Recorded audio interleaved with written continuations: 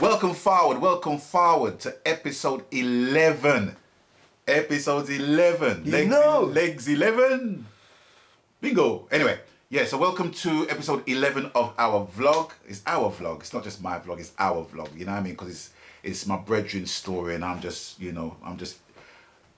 trying to get the answers to the questions I'm asking. I talk to my brethren. My brethren are reason. Yeah, I reason the thing.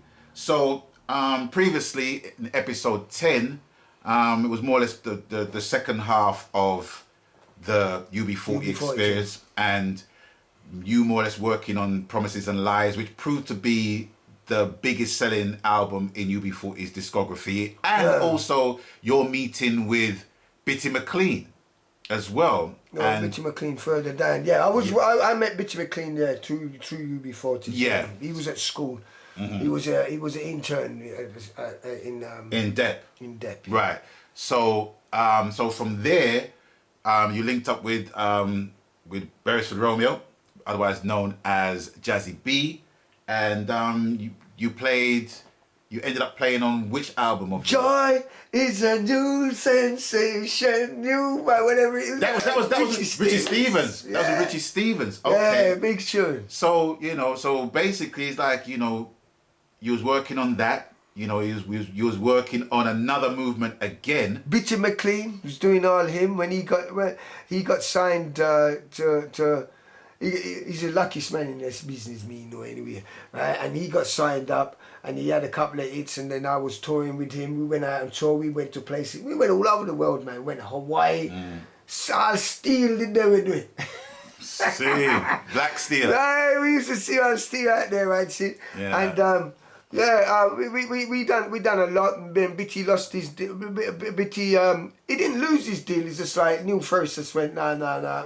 I'll tell you what. Here's everything that you've ever got with me and you've ever done together. I thought you're the luckiest artist I've ever seen. So he went on his way. I ended up giving Bitty McLean a lot of strength. It was actually the first song. It was a song that I made with Bitty McLean.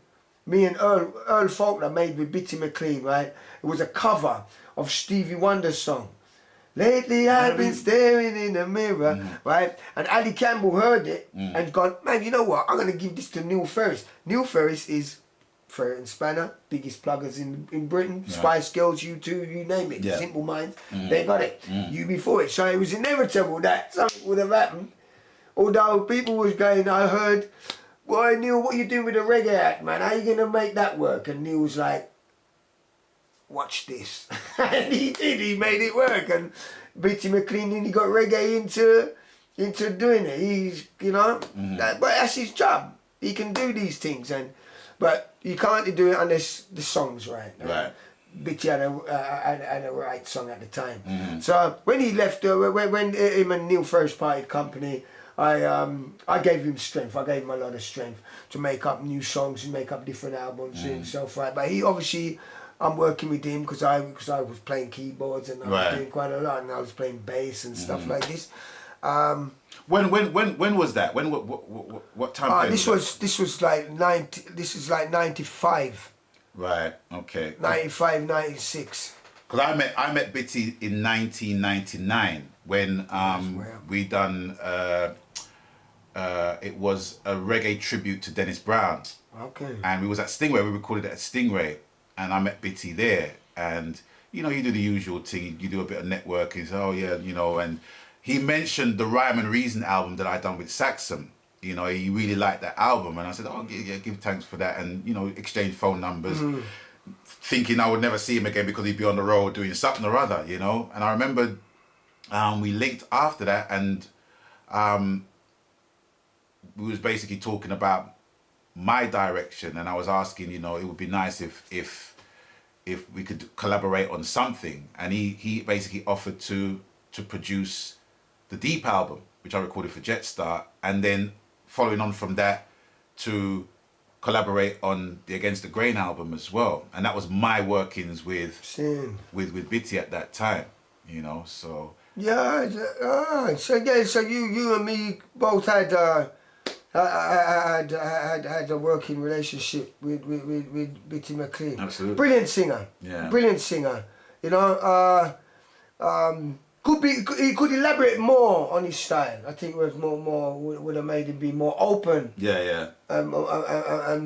You know, bringing more people towards him and his music. But I simply love the way he produced music. I love his engineering skills. But well, I learned from him as well. Yeah, me too. That's just sitting back and Yeah, watching them when they're in the studio, yeah, working on UB stuff, and I'll be there watching, I'm learning, because they, you know what I mean, it'd be like, Pat, where you going? Would you want to take my job? Something like that. You know, I've always, from early days, I've always wanted to do this engineering and writing and producing and stuff like that. With the first Matic 16 album, the big hit that we had, the Jehovah hit, it was like the bass wasn't played right, so I played back the bass. You know, it weren't strong, you know, weren't stiff enough for what I wanted, you know. We had the band members, you know what I mean?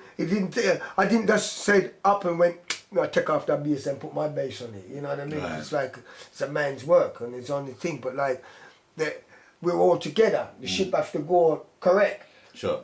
You know, so this is what I did. So like, you know, I've always had this to learn to do production and stuff like this.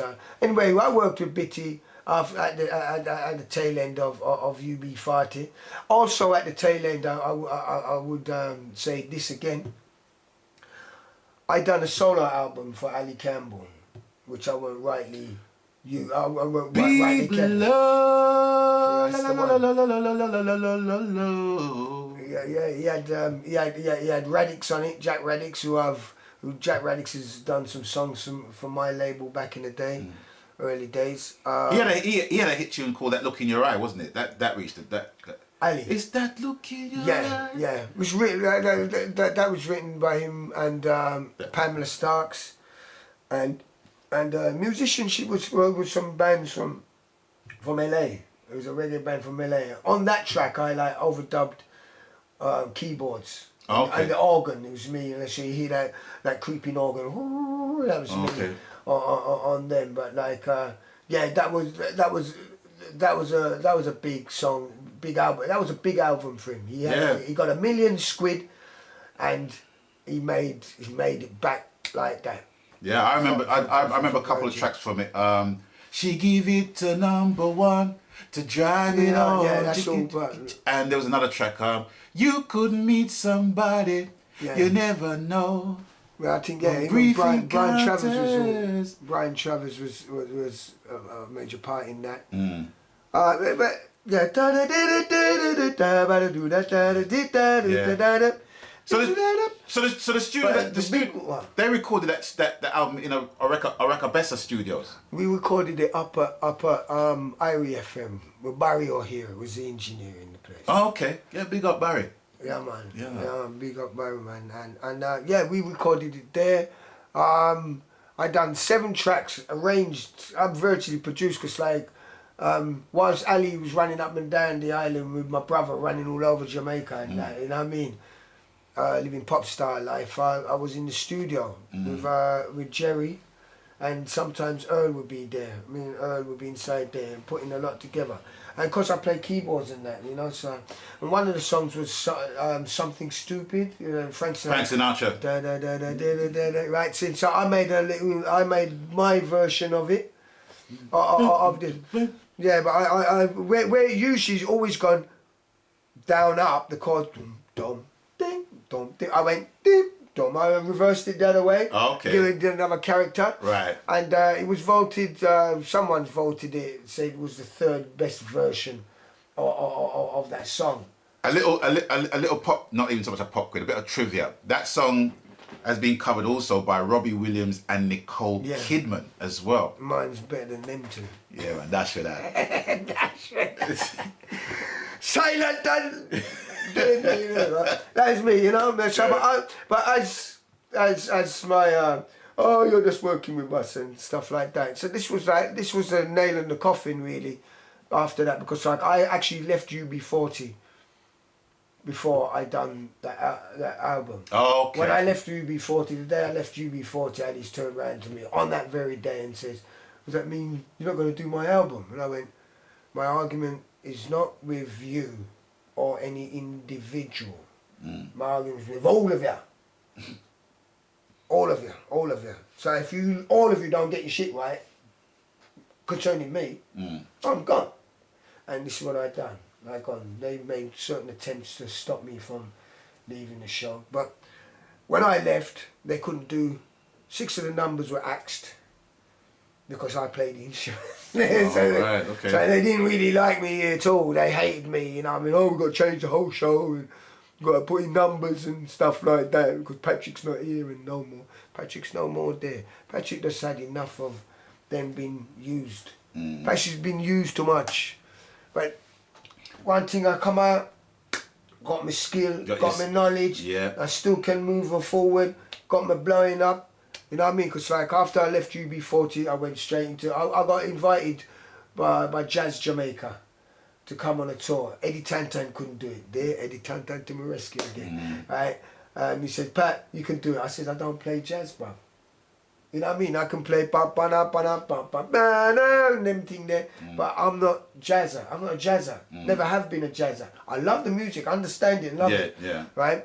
I could even produce it, but like for me to play, no, that's a certain technique you got to learn these things, you know. And well, anyway, he said go on the road. You go to Jazz Jamaica gig. Man, I went on the road. I got chucked right in the deepest of deep. Because not only Jazz Jamaica is for the British-based band, yeah? Roland Alfonso was on the saxophone, brother. Ernest Wrangling on the guitar, and Courtney Pine on... Your dad, your uncle, and your bigger brother. Every morning, everybody, and I'm like, wow, watching, you better know it. You better advance more than yes, sir. It's going beyond that, man. So, but that tour, significant learning curve for me with Courtney Pine. Big up Courtney. Big maximum honor for showing me the ropes on how the jazz really thing are going, right? And we're in Japan. He takes me to a record shop and he goes, Patrick, see your money there. I said, it's in my pocket. He said, well, yeah, go buy this. He sent me out 5 trumpet players. 5 trumpet players. Satchmo, Miles Davis, Clifford Brown, Freddie Hubbard, and what's his name? Dizzy? Not Dizzy. Dizzy Gillespie. Them man there. He said, learn them man there. Once you got them man there, sus, and you know they feel that you got jazz sus. So first one I learned was Miles Davis because that was closest to me and my way of playing. Yeah. Right. And I studied. I learned So What in the airport, in a hotel. Yeah. In the airport, in a hotel, and the girl, the air hostesses, they hated me, man, because I was just practicing it all night. They did the solo, the actual solo. Yeah. So I can play Miles Davis solo. And when I got that, I'm in the studio, man. I'm putting it to dancehall now. I'm putting that beat to dancehall, which I've got a copy of it somewhere in my life, right? And because bebop, hip hop, and dancehall are very close. Very close. It's all on the back beat, man. Because hip hop bebop is on the back. 1, 2, 3, 4. Yeah, it's on the back beat. Yeah. On the back step, you know. Reggae, same. 1, 2, 3, 4. Bang, bang. And dancehall, 1, 2, 3, 4, bang, bang, bang, bang. It's all on the back beat. Actually, you know what I mean, to break it down, Red, White and Blue dances on 1 and 3, and we, us lot, people of the sun, we dance on 2 and 4. So 1, 2, 3, 4. Bang! You know, that deep there, you understand? So anyway, you know, so yeah, man, so that was a great privilege, coming out of UB40 and going straight into Courtney Pine, and then hence now I started to do my own production. That's where we're gonna stop for now for this episode. Yeah, so, nice one. So now we want to forward into your production company, which is basically Homefront Productions, right? And what that more or less entails. Yeah. So with that, we're going to bid you adieu for now. Thanks for stopping by. Thanks for watching. But stay tuned for the next episode. We'll be forward. Come on.